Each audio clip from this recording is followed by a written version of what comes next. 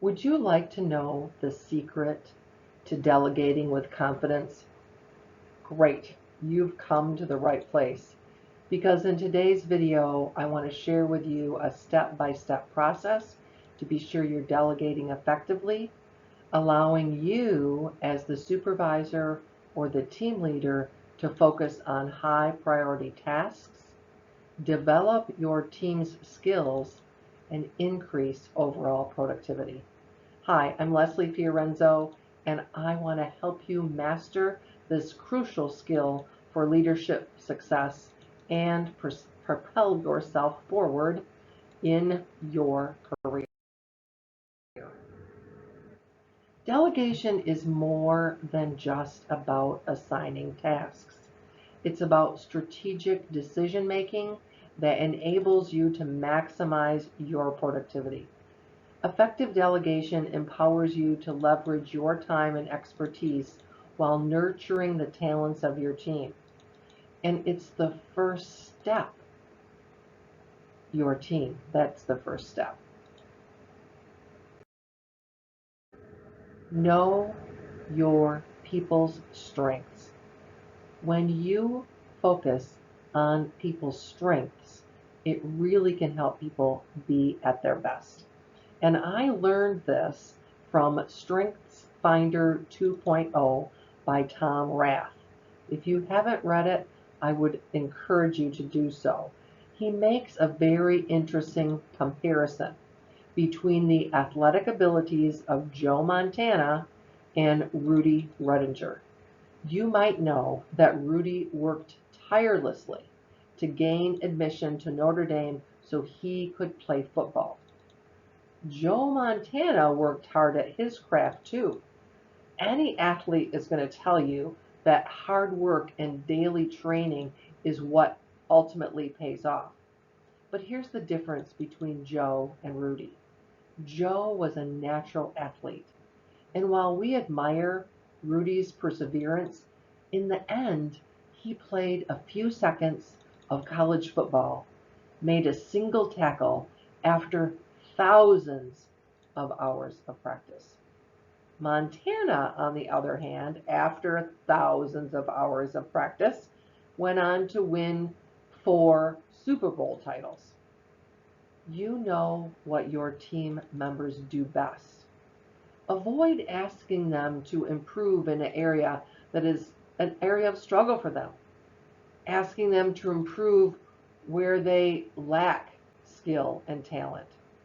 Ask them to improve where they already have a gift of talent.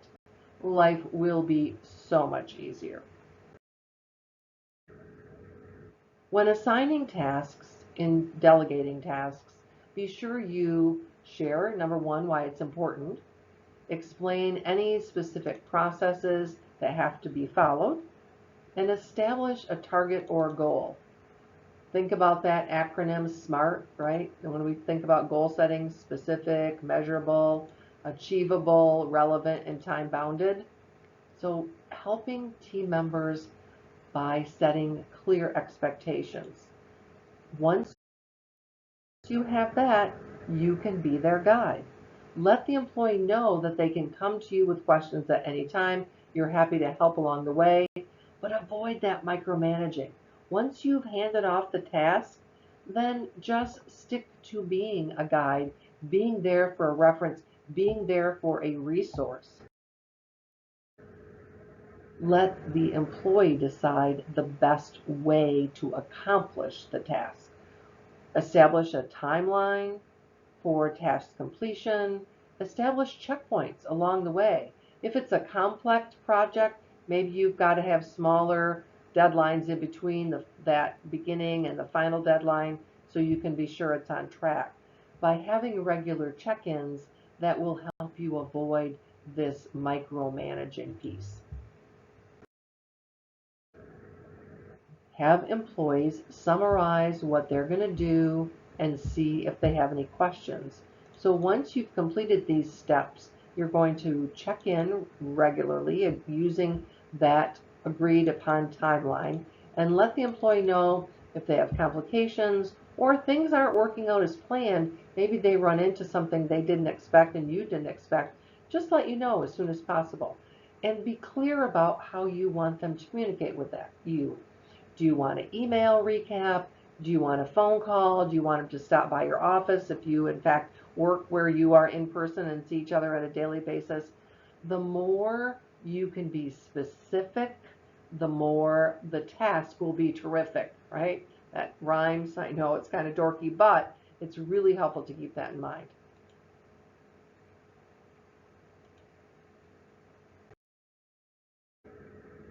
Here's what we want to think about. Delegation, especially for new leaders, new supervisors, can be a challenge. Sometimes we get the idea that, oh, I'm now in this leadership role, I'm now a supervisor, I've got to do it all myself. Nothing could be further from the truth because you can't get it all done. But you can plan and you can prepare and you can delegate effectively, and you and your team will accomplish a whole lot more in a lot less time when you take your hands off the reins, so to speak, and you're the guide and you're the go-to for questions, but you're not embroiled in the day-to-day. You've left that up to your team to help you do that so you can focus on your high priority tasks. As always, I would love to know your results. If you have any thoughts or any additions, if you have some experience delegating and want to make a comment, that is certainly welcome.